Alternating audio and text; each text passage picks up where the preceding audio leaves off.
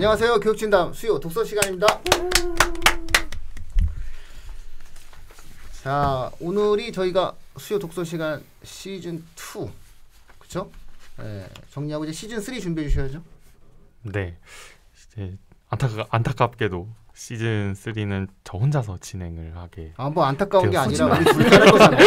거짓말. 사실 제가 독서는 요즘 트렌드가 혼자서 이렇게 책 놓고 네. 막 내용 얘기하는 거라고. 네. 책도 읽어야 되고 뭐 밤에 이렇게 말만 들어도 이렇게 잠을 잘 수 있다고 얘기하면서. 네. 네. 우리 그렇죠. 방송 할 게 없어요. 저 그래서 시사 방송 하나 진행을 합니다. 네.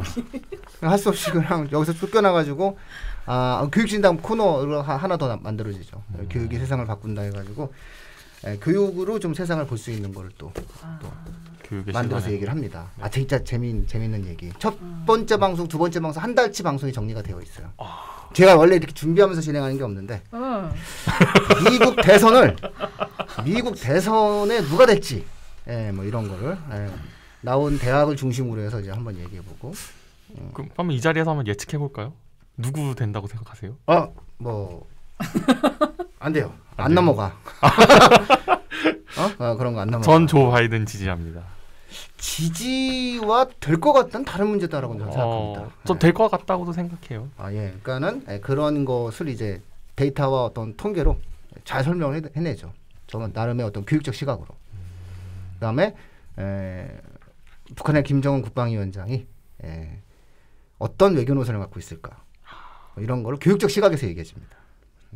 그가 배운 커리큘럼을 중심으로 뭐 그런 방송을 진행할 겁니다. 그리고 뭐 학력고사 수석, 수능 수석은 지금 뭐 하고 있나 이런 거 찾아가지고 이런 방송을 진행.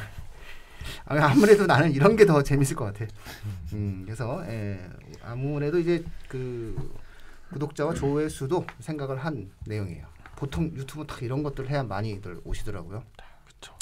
어쨌든 저희는 입시 정보를 전달해 드리고 교육에 대한 내용들이 본질이에요. 그래서 수요 독서, 국어 만세, 그다음에 또 사실은 이제 교과 과목에 대한 내용도 컨텐츠 저희가 되게 많이 올리고 있는데 올리는 것에 비해서는 조금 좀 서운할 수도 있지만 또 지지해 주시는 분들도 많고, 어쨌든 그런 생각들 속에서 좀 더 다양한 형태의 컨텐츠로 한번 찾아뵈려고 하는 그런 고민을 하고 있습니다.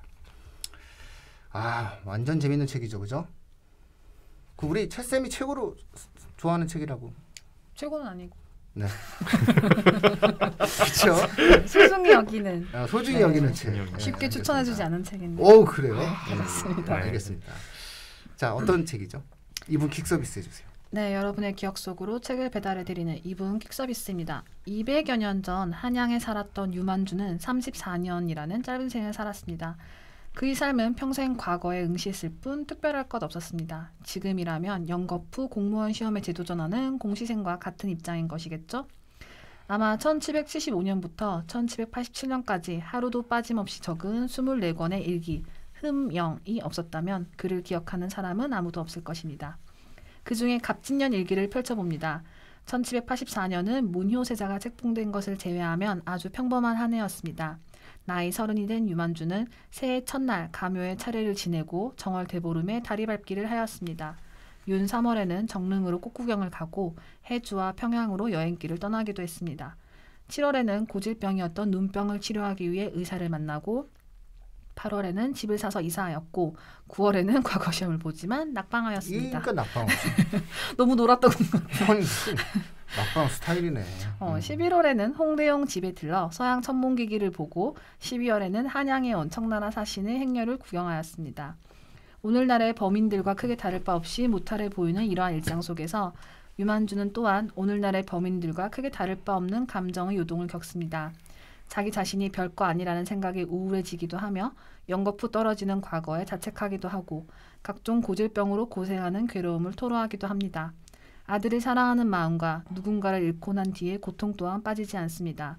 특별한 시대라서 특별한 나라서가 아니라 어느 시대 어느 사람이나 겪고 느낄 수 있는 감정들을 13년 동안 빼곡히 기록해온 소중한 유물 유만주의 일기를 쓰다였습니다. 뭐 최고의 재미난 책이죠. 이게 이제 우리가 이제 양적 연구가 있고 질적 연구가 있잖아요. 그렇죠. 우리가 이제 공부를 할 때에서 이렇게 된 질적 연구의 보고죠, 보고. 일기라는. 그렇죠. 뭐 거의 뭐 생애사 연구 스스로 자신이 생애사를 쓴 거지. 1775년이면 1776년에 그 정조가 즉위를 합니다. 그러니까는 이제 드라마 뭐 이산이나 이런 거 보면은 그 절정에 치달을 때, 절정에 치달을 때에 이때부터 일기를 쓰기 시작한 거예요. 그래서 1776년에 정조 임금이 즉위를 하죠. 서양사에서는 1776년에 미국의 독립선언문이 발표됩니다. 그래서 그런 내용들을 좀 시대적인 내용들을 한번 생각을 해보시면은 아마 즐겁게 보실 수가 있지 않을까 싶습니다. 곰쌤께서는? 이제 제가 이 책을 읽었을 때는 그 약간 고전투의 문장 그런 게 있어서 약간은 접근하기 어렵지 않나? 근데 오히려 다르게 생각해 보면은 그 대한민국 국민의 인생의 주기에서 고전 문장에 가장 익숙하고 고전 문장을 가장 많이 접하는 시기가 중고등학교 때잖아요.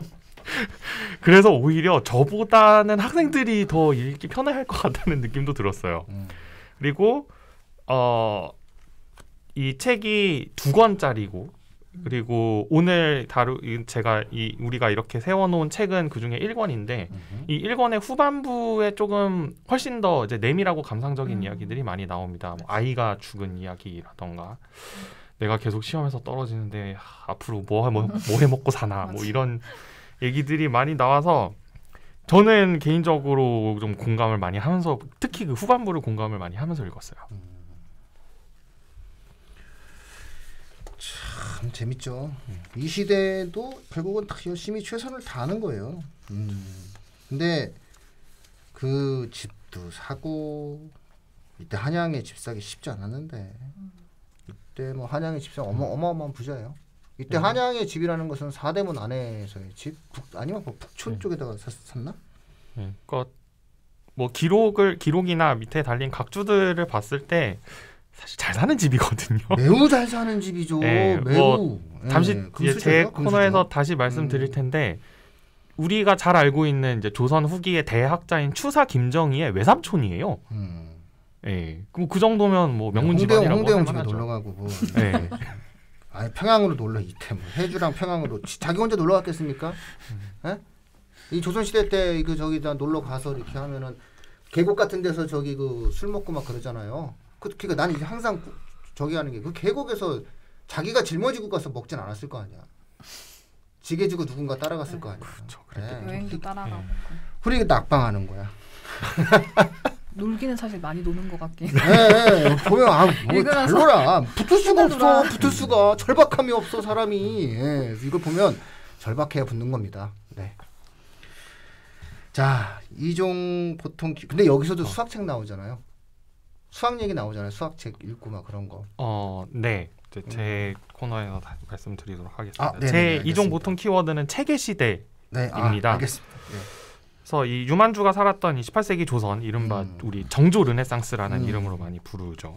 한국 문화, 전통 문화에서도 굉장히 중요한 시기라고 할 수 있습니다. 우리 내부에서 자생적으로 발전해온 문화가 거의 정점에 치닫는 시기이기도 하면서 동시에 이제 중국을 통해 들어온 뭐 중국의 문물 혹은 더 나아가서 서양의 문물이 이제 힙한 걸로 대우를 받다가도 이제 정권의 필요에 따라서 탄압을 받기도 하는 이제 그런 약간 묘한 긴장감이 형성돼 있는 시기라고 볼 수 있겠습니다. 그리고 이 책에 자기가 무슨 책 읽었는지가 진짜 많이 나와요. 특히 그게 초반부에 많이 나와서 사실 그게 좀 힘들었거든요. 책 읽은 걸 뭐 이렇게 많이 얘기해 이러니까 떨어지지. 그렇죠. 시험 과목 아닌 거를 시험 과목 아니 정조가 당시에 그런 책 읽으면은 안 된다고 얘기했는데 그냥 그런 책을 읽은 거잖아요. 그러니까는 떨어지지. 그래서 자유로운 영혼이에요.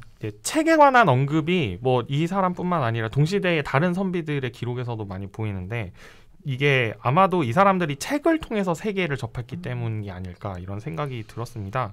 특히 북경 혹은 청나라를 통해서 들어오는 서양 출판물에 대한 기록이 굉장히 두드러집니다. 그래서 일부 선비들 사이에서는 이제 이런 책을 어떻게 해서든 이제 소장하겠다고 막 책 찾으러 다니고 책 거래상한테 이렇게 웃돈 얹어주면서 책을 사고 뭐 이런 유행들이 있었다라고 하고 이 책 안에도 그 마테오리치, 여기에서는 한자로 이마두라고 써 있는데 이마두가 전해줬다는 기하 원론이라는 책이 나와요. 이거 제가 봤을 땐 아무리 생각해봐도 유클리드의 기하학 원론이거든요. 그거의 이제 한자 번역본. 이런 책들이 이제 조선 안에서 들어와가지고 몇몇 선비들은 이미 읽고 있었다라는 것이죠. 근데 반면에 책으로만 이렇게 세계를 접한 한계도 좀 분명한 것이 아닐까라는 생각이 듭니다.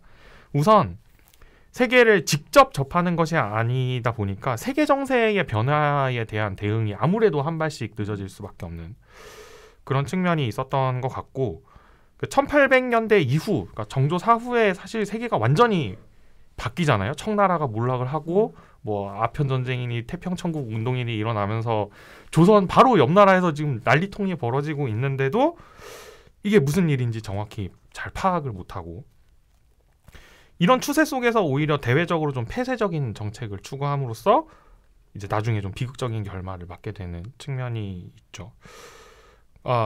앞에서도 말씀드렸던 것처럼 그 조카가 추사 김정희거든요. 네, 이건 제가 이제 복수의 그 전공자들에게 물어봐서 얻은 대답인데, 그 추사 정도면은 그 당시 조선에서 가장 국제적인 감각을 갖고 있었던 지식인인데, 이 사람조차도 태평천국 운동이나 아편 전쟁에서 청나라가 패배했다는 게 무슨 의미인지 제대로 해석해내지 못했대요. 그리고 그게 무슨 의미인지 해석해내려고 어떻게 해서든지 정보를 긁어 모으려고 애를 썼는데, 이게 청나라라고 하는 굉장히 거대한 정보의 벽에 가로막혀가지고 이제 미리 뚫어놓은 정보 루트가 없다 보니까 실패했다라는 이야기를 좀 들을 수 있었습니다. 그래서 책으로만 세계를 접했다라고 하는 게 분명 이제 책이라고 하는 굉장히 압축되어 있고 잘 정제된 형태의 정보를 전달받는 장점도 분명히 있지만, 세계를 직접 접하지 못하고 나중에는 결국 조금 뒤에 가서는 뭐 비극적인 결말을 맞게 되는 그런 한계도 분명히 있는 그런 측면이 있다. 그리고 그런 면모들을 간접적으로나마 이 책에서도 살펴볼 수 있는 것 같다. 이런 생각이 들었습니다. 김정희 같은 경우에는 어린 나이에 출사를 하죠. 출사를 해서 그 20대 초반이죠. 24살? 기록상으로 제가 기억하는 건 24살에 동지사로 갑니다. 청나라에. 그러니까 동지사가 뭐냐면 이제 동아시아의 모든 애들이 청나라에 모이는 거죠. 모여서 달력을 받습니다. 그 차년도 달력을 이렇게 받아서 각 나라에 흩어지고, 그러니까 농업적 기반을 갖고 있기 때문에 달력을 받아와야 돼요.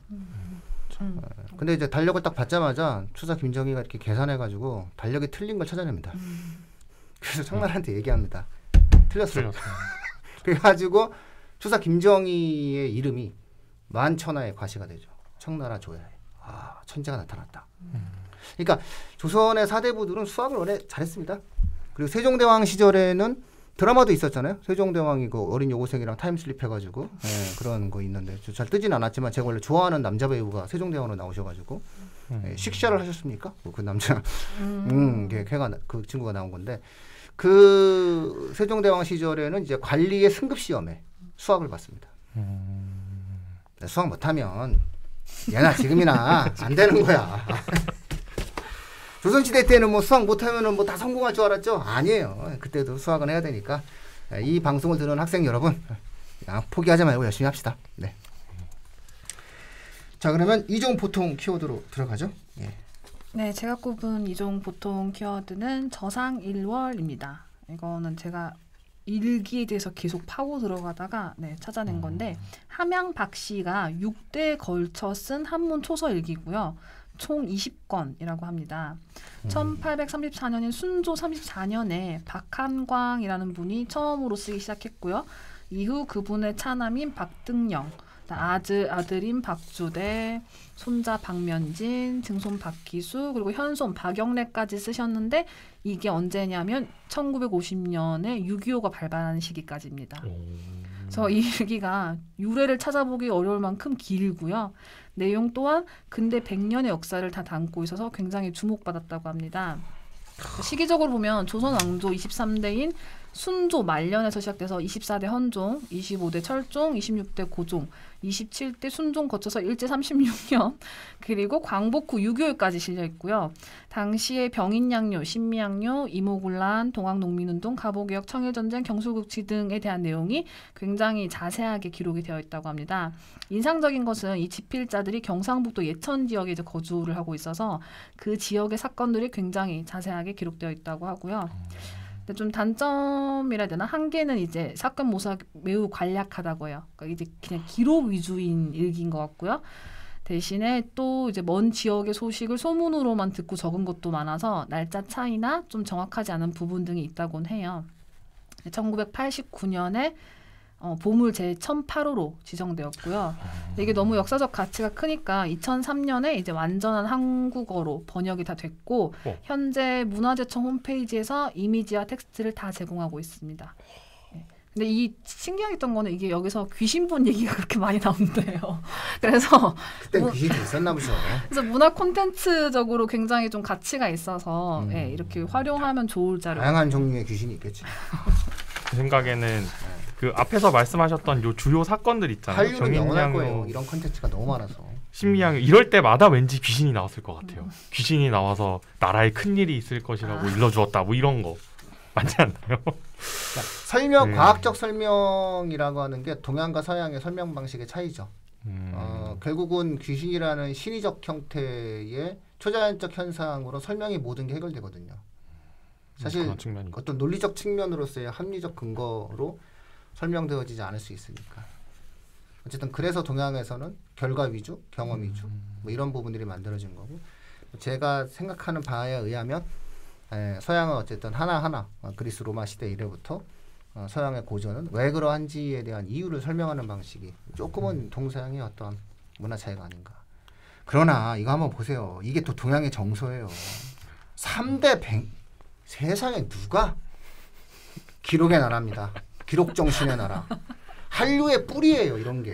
이런 걸로 드라마 쓰는 거예요. 드라마 만들고 다 하고 하는 거예요. 이런 걸로. 네?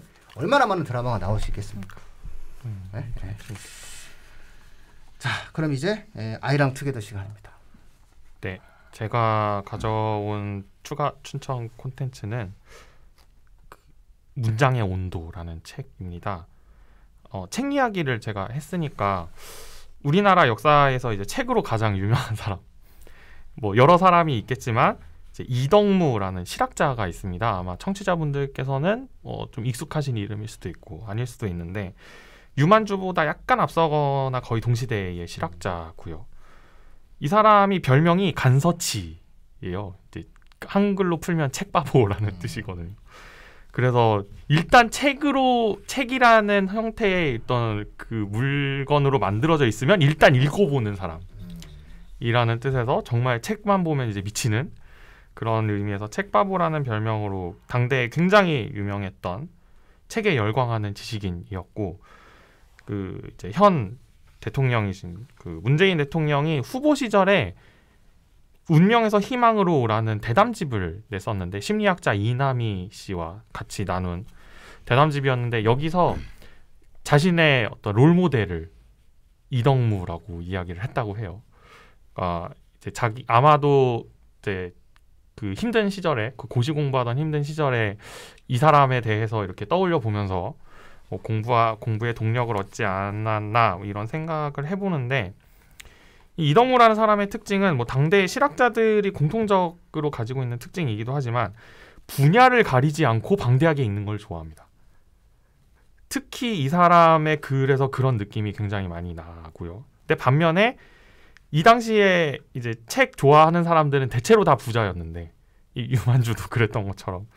근데 이덕무 같은 경우는 집이 그렇게 풍족하지 않았고, 그리고 남인 계열이었던 걸로 기억해요. 그래서 그러니까 벼슬길도 이제 애초에 고위직으로 올라가는 건 완전히 막혀 있는 그런 사람이어서 주로 이제 자기 주변 부자 친구들한테 책을 빌려서 읽는 얘기가 많이 나옵니다. 특히 이제 이 문장의 온도라는 책은 그 이덕무 선집에서 자연을 관찰하고 그 느낌을 담은 다소 말랑한 글을 이제 엮어가지고 낸 책이고요.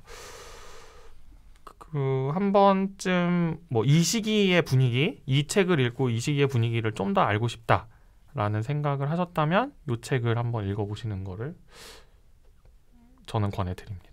그럼요. 새로운 사람을 알아가는 것은 되게 의미가 있어요. 그 학생들에게도 대표적인 실학자잖아요. 우리가 그렇죠. 그렇게 이제 표현되어지는데 이분의 어떤 사상 이런 것들도 한번 확인해 보는 것은 또 새로운 시대, 새로운 가치를 알게 되는 거니까 의미가 있겠죠. 자, 이제 아이랑 투게더 시간입니다. 네, 제가 꼽은 이제 아이랑 투게더는 서울 역사박물관입니다. 여기도 제가 굉장히 좋아하는 곳이라서 네, 여기 좋아요. 네, 무료고요. 네, 무료고 전시가 가는 게 힘들어, 가는 게. 굉장히 좋고 광화문에서 이제 서대문 방향으로 가고 이제 경희궁과 껴있는 그 위치인데 가을에 가면 좋은 것 같아요. 사직동 산책하기도 좋고. 네. 좋죠. 그래서 인상적이어서 갖고 왔던 거는 1784 유만주의 한양이라는 전시를 이미 했더라고요. 2016년에서 17년까지 했는데 못 본 게 너무 안타까웠는데 블로그에 누군가 굉장히 상세히 거의 모든 사진을 다 찍어서 올려두셔서 볼 수 있었고 현재 진행하고 있는 전시는 이거 추천드리고 싶습니다. 서울은 소설의 주인공이다. 추천드리고 싶은 이유는 학생들이 굉장히 많은 문학 작품을 접하지만 사실 배경에 대해서 이해를 좀 못하고 넘어가는 경우가 많은 것 같아요. 근데 저도 지방 사람이라서 종로 5가가 어쩌고 저쩌고 하면 종로가가 어딜까 이런 생각 굉장히 고등학교 때 굉장히 많이 해서 20살 돼서 서울 와서 여기 종로 5가 이런 거 있었거든요. 그런 면에서 이 전시 좋은 것 같아요. 2020년이 한국전쟁 70주년이고 4.19 혁명의 60주년이라서 기념해서 해방 이후에서 4.19 혁명까지 이 서울과 서울 사람들의 삶을 소설과 시를 통해 조명해보는 특별 전시입니다. 제가 지금 굉장히 줄여서 갖고 왔는데도 불구하고 정말 그 시기가 되게 디테일하게 쪼개져서 관련된 소설이나 시를 많이 소개하고 있더라고요. 그래서 박종화의 시 대조선의 봄에는 해방의 기쁨이 담겨있고 이용학의 시 38도에서는 분단으로 인한 안타까움이 담겨있고요. 그다음에 뭐 채만식의 미스터 방 이건 이제 미군정 하에 영어를 쓰는 막 그런 내용이 나오잖아요. 그렇죠? 그리고 박완서의 남옥 이제 전쟁이 끝나지 않았을 때 그 PX를 중심으로 벌어지는 이야기. 그리고 1960년 3월 15일 그 부정 선거를 앞둔 이승만 정거 말 부정 선거네요. 네, 그게 묘사가 잘 된 오늘과 내일 이 강신재 작품이더라고요. 그때 못 봤는데. 네. 오상원의 무명기라는 작품은 1960년 4월 18일 고려대학생 시위대가 을지로사가 천일백화점 앞에서 정치 깡패들에게 피습되었던 사건을 다루고 있다고 해요. 저도 이건 처음 봐서. 네. 그리고 4.19 혁명이 남긴 것에 주목한 박태순의 환상에 대해서라는 책으로 마무리됩니다. 그래서 굉장히 많은 작품이 소개되고 있고 전시는 저 너무 보고 싶은데 지금 또 다시 막혔어요. 네. 그래서 VR 온라인 전시를 하고 있어요. 들어가서 누르면 내가 거기 서 있는 것처럼 이렇게 돌릴 수 있어 화면. 세상이 이제 확대해서 그걸 볼 수 있고. 세상이 다 이렇게 좋아질 거예요. 집에서 한번 보셔도 좋을 것 같습니다. 원래 그 서울역사박물관은 그 아이들이랑 정말 많이 가요. 그 학부모들 이렇게 해가지고 이렇게 맞아요. 그룹을 해서 초등학교 학생들이 진짜 많이 가죠. 가면 동안이 뭐 의미가 있죠. 네, 별 것도 있고. 방역 단계가 낮아지면 진짜 가서 보는 것도 굉장히 가서 보고 싶어요. 엄청나죠. 여기 저 떡볶이 맛있는 집도 있고, 그렇죠. 뭐 맛집이 한두 개가 아니죠. 접시 떡. 저 이따가 알려주시면 좋을 것 같습니다. 삼청동이랑 헷갈리시는 거 아니까. 뭐 요즘 그 제가 다닌 지 오래됐는데 전시의 질이 굉장히 높아져서 영상을 다루는 전시 이런 것도 굉장히 많고 눈이 자극이 된다 해야 되나? 공간 설정도 마치 무대 연출처럼 잘 해놨고 그래서 개방되면 보면 정말 좋을 것 같아요. 네, 알겠습니다. 자, 더 나은 코너로 찾아뵙도록 할 거고요. 네. 자, 한번 말씀해 주시죠. 다음 책도 얘기하고. 두 분과 진행을 더 이상 못하게 돼서 참으로 안타까운 마음이 자기가 아니 얼마나 혼자 하고 싶으면 아니 나 진짜 미치겠네 진짜. 저한테 계속 이번 주까지만 올 거지 막 아 진짜. 아니요 그거는 이제 같이 진행하는 분의 어떤 그 왕복의 피로를 덜어주기 위해서 뭐 그런 말씀을 드렸던 거고요. 어떻게 원하면 저는 뭐 새로운 코너를 그냥 할게요 제가. 네, 저는 이렇게 진행을 하고 하겠습니다. 이제 제가 혼자서 진행하게 되는 약간 절반만 새로운 예. 예, 교육진담 수요독서 다음 주의 책은 이윤석 씨의 웃음의 과학입니다. 네. 그 여러분 그 청취자분들 되게 잘 아시는 그 개그맨 이윤석이 쓴 네. 예, 웃음의 과학이란 책이고요. 사람들을 웃기는 사람이 웃음에 대해서 책을 쓴다라고 하면 어떨까라는 생각이 들어서 한번 리스트에 올려봤습니다. 웃을 일 많이 없으시죠 요새 이 세상에 이런 시국에. 그래서 웃음에 대해서 한번 생각해보는 시간을 가지면 조금 여러 청취자분들께서 웃음을 되찾으실 수 있지 않을까 이런 생각으로 선정을 해봤습니다. 네, 알겠습니다. 마무리 지어주시고요. 예. 네. 교육진담 수요독서 코너는 청취자 여러분과 함께 그리고 앞으로도 민우님과 쌤과 함께 책을 가볍게 하지만 꼼꼼하게 읽어나가는 방송입니다. 여러분의 손길에서 책장을 넘기는 소리의 숫자만큼 댓글, 좋아요, 구독하기, 링크 공유 부탁드립니다. 네, 고맙습니다. 저기 시즌 3으로 찾아뵙고요. 이 자리에서 하시겠네, 이 자리에서. 네. 마스크 빼고 혼자 하니까. 그렇진 않습니다. 마스크는 방역 단계가 낮아질 때까지는 계속 해야죠. 다 찾았어요, 벌써. 예, 이렇게 혼자 찍으시는데 뭘? 예. 자, 알겠습니다. 예, 저희가 다음 주에도 계속 이어집니다. 예, 교육진담이라고 하는 저희의 컨텐츠를 통해서 찾아뵙는 내용들은 계속 나날이 더 새로운 걸로 채워집니다. 예, 많이 사랑해 주시고요. 앞으로도 수요독서 시간 많은 부분 성원 사랑 부탁드리겠습니다. 고맙습니다. 마치도록 하겠습니다. 네.